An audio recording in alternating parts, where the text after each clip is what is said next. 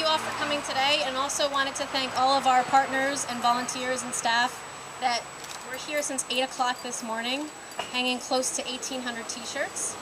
This is our 18th year hosting the Clothesline Project in Bergen County.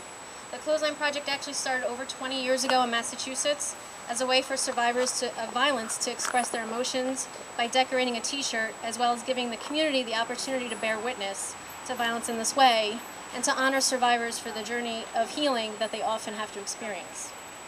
We invite you to walk around and view all the t-shirts. We also have t-shirts that have been created not just by women, but also by men and children as well. Everybody is also invited to create your own t-shirts over here, and we also have plenty of information tables from all of our partners all throughout the green. Advocates are also here today to answer any questions and provide any guidance to anyone, whether it's you're experiencing difficulty after looking at shirts or you just want to talk and get more information about our services. We'll do our best to help anybody that has any questions. And hopefully, the rain will hold out. We'll be here till 5 o'clock. So, with that being said, we have several people that would like to speak this afternoon. First of which is our new CEO of the YWCA Bergen County, Helen Arcantu.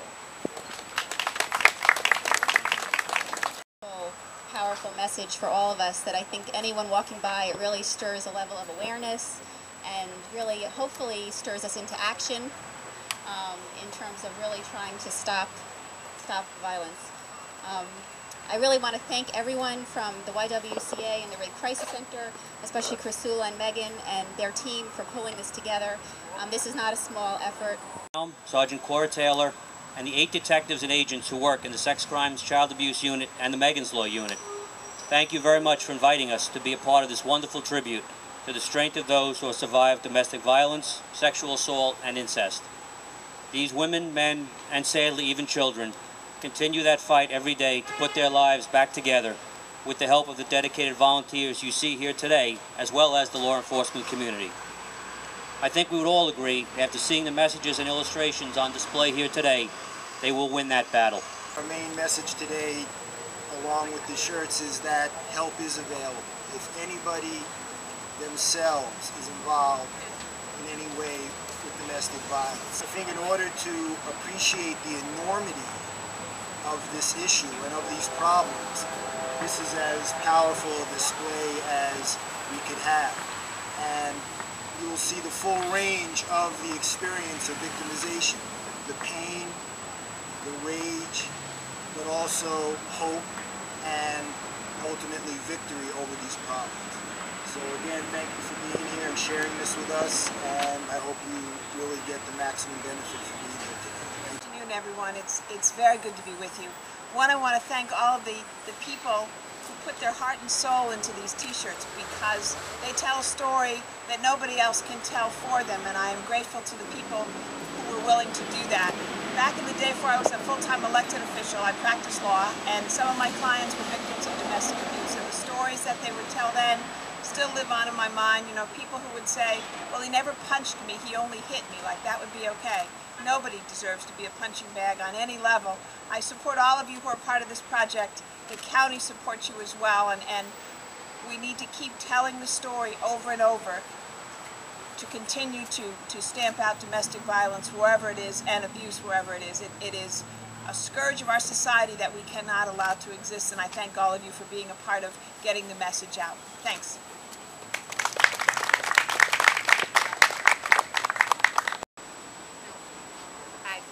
Thank you so much again for this event. It's a reminder every year of the tremendous problems that we're having, and the women and children and men also suffered. So on behalf of Congressman Rodman. Rosemarie is a true survivor and is here to talk about her journey since her daughter Joan was raped and murdered in 1973. Rosemarie? It was about 18 years ago that I had to start a movement to keep little Joan's killer in prison. This is Joan. She's a little brownie that she was raped and she was murdered. And because of her, Girl Scout rules have changed throughout the United States. And in '73, everything was very different. still there are bad people around, you know, that we have to be careful of all the time, but without being like paranoid, but still being like vigilant. But what happened to Joan, see, a neighbor took her life, and he lived right across the street from us. And he was a teacher, and all the kids thought he was wonderful. And what I found out is that there were lots of signs that he was this individual that had different types of ideas that could be scary. And nobody did anything about it. And it was even at the school, I found out stories in the process of the movement that started in '93. Because of my experience in seeing that if people don't get involved and don't speak up and take a stand, other people could get harmed. And possibly Joan could have been alive. So that is like one of my main points today, is that families have to get involved, parents have to get involved with their children, strangers have to get involved. You know, you can't be afraid to speak up. That doesn't mean that you have to be like mean about it. You just need to communicate what's going on. And if anybody ever wants to get in touch with me, you could go to jonesjoy.org, okay? And there are victims that get in touch with me and that have gotten involved, even, you know, on Team Joan, and are helping the foundation out.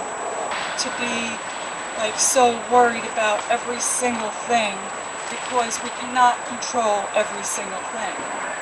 But we could be sensible, we could talk about like guidelines, we could talk about boundaries, we can do that. So what I talk about the victims, you know, I understand like a lot of times you could feel alone. You know, that's part of the process. And just know that you can make a difference. You can make something positive out of something negative. And that is a hopeful thing. And you need to feel this hope and know, but you have to believe and persevere. And that's what I say to the victims. Because part of why I have been successful is I believe in the cause and I persevere. And then you get people that support you, and that is, you know, that's the way it works. And you're really not, in helping others, you're helping yourself. So you're not a victim anymore.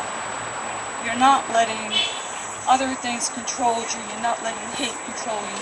You're not letting bitterness control you. But what you're doing is channeling your anger, because this is what I did and it worked. And I just give you suggestions on what I believe in, and what happens is you're not letting yourself be controlled more than you have been controlled. So, you know, so just remember, I hope every day that you see signs. With us, it's a white butterfly. It's a very hopeful sign, and I hope you see different signs that really can be, you know, help you, because I don't know if there are victims here now, or victims' families, or even like legislators, you know, when you talk to people, and you might want to look for a sign also, you know, in your work. So I leave you with, I was going to talk more, but this heat is like, ugh. But you know, I'm here, you know, I left some things at the table. My son John is here, he's on the board. My son Michael is here, he's on the board. He's treasurer and assistant vice president. And just nice, you know, to see it all, you know, supporting, you know, this great cause that Clothesline Project is trying to get out there. I was hoping there'd be some television here, but I guess they got busy. But at least they know about this now, you know. Maybe next time when we talk to them, you know, they might want to know more about it. And we sent out about 120 emails to just certain parts of Team Joan, so now they know about this. And many people responded, and were so glad that there are organizations that are doing this. So I thank you to all the organizations that fight the cause of anti-violence. And you might feel sometimes invisible, and I do hope that you get more known, more known, more known. And this way it could help more people and more people, because I know that's what you need. So, nice to see you all. Nice to talk to you all. Thanks everybody for coming. Please take these messages home, this information home. And remember that prevention starts with all of us. And we hope to see you next year and the years after for the Clothesline Project. Thank you.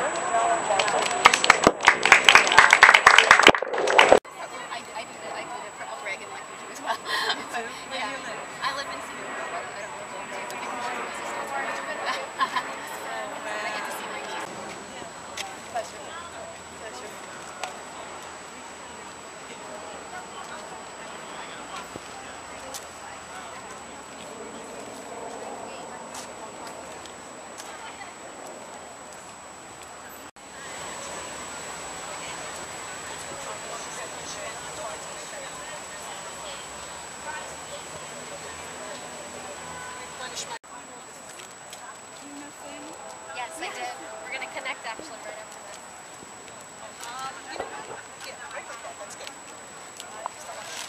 Everybody see White Butterfly? No, I didn't. I'm sure there's one around. I don't know. I think it's going to be.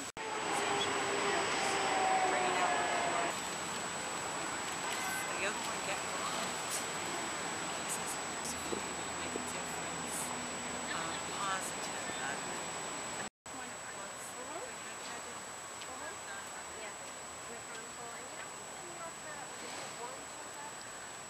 sometimes it depends on what's going on.